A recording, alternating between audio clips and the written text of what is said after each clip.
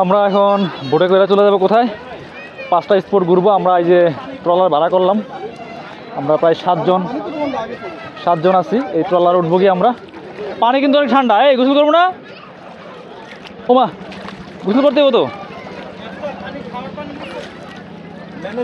এত ঠান্ডা পানি, মনে হয় যে একদম শরীর শীতল হয়ে যাবো গা, পাথর স্লিপ চিন্তা করে।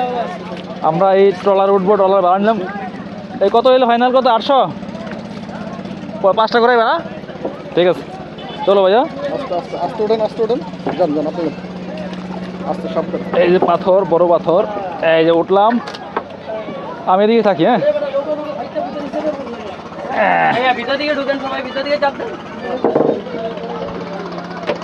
সবাই কেউ গোসল করতেছে, পিছন দিকে যান, একটু পিছন দিকে যান।